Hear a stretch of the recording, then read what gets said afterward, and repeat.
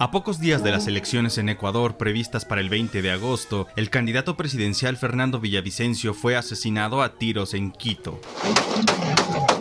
Días antes, Agustín Intriago, alcalde de la ciudad de Manta, fue asesinado en un atentado armado en su contra.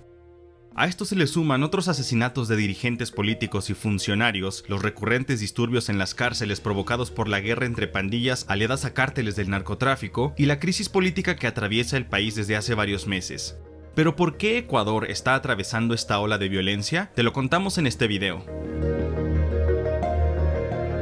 Fue el 19 de octubre de 2021 cuando el presidente Guillermo Lasso decretó el estado de excepción en todo el territorio ecuatoriano por grave conmoción interna, calificando al narcotráfico como el principal enemigo del país. Estamos decretando el estado de excepción en todo el territorio nacional, con especial énfasis en aquellas provincias donde los indicadores de violencia lo justifican.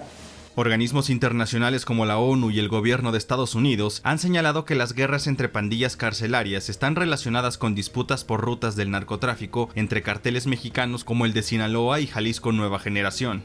Días antes del anuncio de Lasso, había ocurrido la masacre de la penitenciaría del Litoral en Guayaquil, que dejó al menos 118 presos muertos en un motín. La ola de violencia iba creciendo en el país. En junio de 2022, se le sumó una serie de protestas organizadas por la Confederación de Nacionalidades Indígenas del Ecuador, que devino en un paro nacional que duró varios días. Durante el paro, la oposición al gobierno exigió la destitución de Lasso como presidente, por lo que la Asamblea Nacional instaló un pleno virtual para debatir esa medida. Sin embargo, la destitución no ocurrió y el paro terminó tras 18 días con un acuerdo de paz entre el gobierno, la Conferencia Episcopal Ecuatoriana y la Confederación de Nacionalidades Indígenas. Pese a los acuerdos, la violencia en Ecuador no cesó y ocurrieron más acontecimientos que conmocionaron a la población. El 14 de agosto de 2022 hubo una enorme explosión en Guayaquil que dejó al menos 5 muertos y 16 heridos y que destruyó 8 viviendas. De inmediato las autoridades lo calificaron como un ataque del crimen organizado. El entonces ministro del Interior, Patricio Carrillo, publicó que se trataba de una declaración de guerra al Estado. En octubre de 2022 nuevamente hubo un motín en una cárcel de Cotopaxi que dejó al menos 15 reclusos muertos y 43 heridos. En noviembre, una serie de ataques en Guayaquil y Esmeraldas, dos de las ciudades más violentas del país, volvieron a sembrar terror y el presidente declaró nuevamente el estado de excepción en esas provincias. Días después, a principios de noviembre, la policía de Guayaquil reportó varios ataques con explosivos contra sus unidades, lo que dejó al menos 5 policías muertos. A la par, 15 policías resultaron heridos por incidentes en una cárcel de la misma ciudad.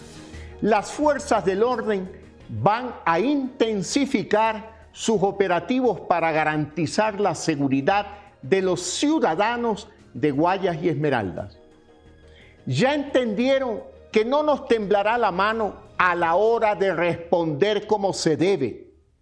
Y cuidado con apelar a los derechos humanos para solapar la delincuencia. En febrero de 2023 se llevó a cabo un referéndum constitucional convocado por el presidente Lasso, en el que se realizaron 8 preguntas a los ciudadanos. El plebiscito tuvo como objetivo que los ciudadanos expresaran si estaban o no de acuerdo con temas como la extradición de ecuatorianos que hayan cometido delitos transnacionales, la conformación de un consejo que eligiera y regulara a los servidores de la Fiscalía General e incluso reducir el número de asambleístas. Sin embargo, ganó el no y Lasso reconoció la derrota. Además, el movimiento liderado por el expresidente Rafael Correa, conocido como Revolución Ciudadana y un amplio opositor de Lasso, se alzó con la victoria en varias ciudades, lo que según Jaime Nebot, exalcalde de Guayaquil, significó un castigo para Lasso.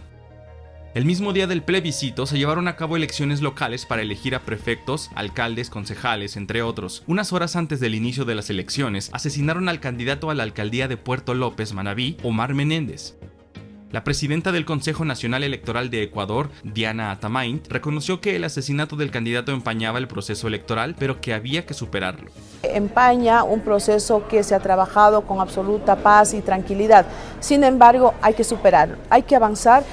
Poco después del referéndum, una comisión de la Asamblea Nacional de Ecuador votó a favor del informe que recomendaba enjuiciar políticamente al presidente Lasso por presuntos delitos contra la seguridad del Estado y la administración pública. Se le imputaban actos de corrupción en empresas públicas que involucraban a un círculo cercano de colaboradores y exfuncionarios. Sin embargo, por lo que iniciaría el juicio sería la relación de Lasso con un contrato de la flota petrolera ecuatoriana y el conglomerado Amazonas Tankers para el transporte de petróleo que había representado un perjuicio a las arcas estatales. El mandatario siempre ha rechazado las acusaciones y asegura no haber cometido acto ilegal alguno. En enero negó la existencia de una estructura de corrupción en el Poder Ejecutivo e insistió en que no hay instituciones del Estado preocupadas por tumbar al gobierno.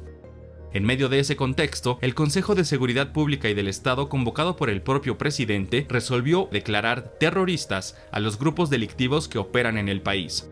El objetivo de esta declaración es que las Fuerzas Armadas y la policía puedan combatir a las bandas delictivas sin que exista de por medio un estado de excepción decretado por el presidente. Recomienda al señor presidente de la República expedir un decreto ejecutivo estableciendo medidas coercitivas, urgentes y eficaces que incluyan el empleo incluso de las armas letales para combatir esta grave amenaza que afecta al pueblo ecuatoriano. En mayo de 2023 se inició el juicio político contra Lasso, quien se defendió en la Asamblea acusando a los legisladores de ser antilegisladores. Yo los acuso a ustedes, yo los acuso de haber abandonado su rol de legisladores. Ustedes ahora son antilegisladores de esta república porque ustedes no crean leyes, sino que las destruyen. Un día después, Lasso anunció el temido decreto de la muerte cruzada, algo que pocos creían que fuera a hacer.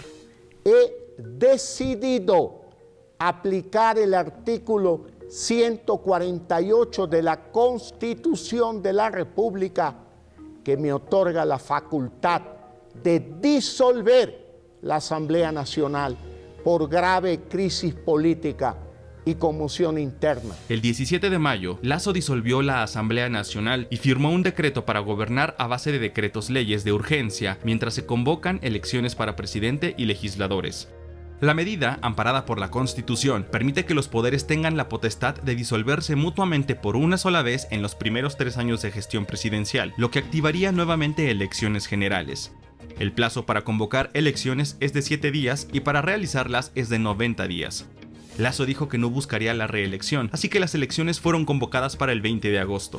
Unas elecciones que han estado manchadas por la violencia que aún perdura en Ecuador y que se dejó ver con mayor descaro el 9 de agosto cuando fue asesinado uno de los 8 aspirantes a la presidencia del país. En una situación que recrudeció tras la muerte a finales de 2022 de los líderes de la mayor pandilla carcelaria del país, la violencia del crimen organizado no ha dado tregua en Ecuador.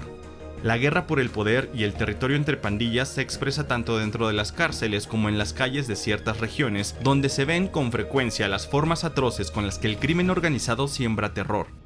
Especialistas han señalado que la virulencia de esas guerras está conectada con la presencia de los carteles de Sinaloa y el cartel Jalisco Nueva Generación, además de pandillas urbanas brasileñas y hasta células de la mafia albanesas, todas con distinto grado de interés en el trasiego de drogas que busca rutas alternativas a medida que el combate al narcotráfico les hace difícil continuar por las rutas tradicionales. Los cárteles mexicanos se hicieron del control del transporte de la droga en toda la región sudamericana y centroamericana, y se posicionaron 2 grupos poderosos en Ecuador y en buena parte del cono sur, que es el cártel de Sinaloa y el cártel de Jalisco Nueva Generación.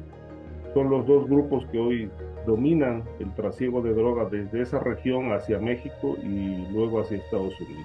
El presidente de México, Andrés Manuel López Obrador, señaló que estas aseveraciones podrían ser solo conjeturas y pidió que se esperara a las investigaciones, relativizando así una hipótesis según la cual el cártel de Sinaloa podría estar detrás del asesinato del candidato Fernando Villavicencio. Incluso él mismo declaró que había recibido amenazas por parte de grupos criminales relacionados con ese cártel. Pues no me atrevería a adelantar nada sobre los motivos, porque no hay elementos.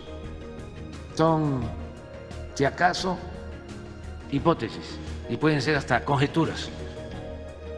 No hay que olvidar que siempre, y más en tiempos electorales, se inventan cosas. Entonces hay que actuar con mucha responsabilidad, con mucha seriedad. Ecuador ha sido en el último año el tercer país con más incautaciones de droga registradas después de Estados Unidos y Colombia, según un reporte de la Oficina de la ONU contra la Droga y el Delito. Y a pesar de los esfuerzos de las autoridades, como el encapsulamiento de la droga incautada al que CNN tuvo acceso, la violencia continúa mientras los ciudadanos buscan la manera de cuidarse por sí solos, ya sea colocando cámaras de seguridad o enrejando sus hogares.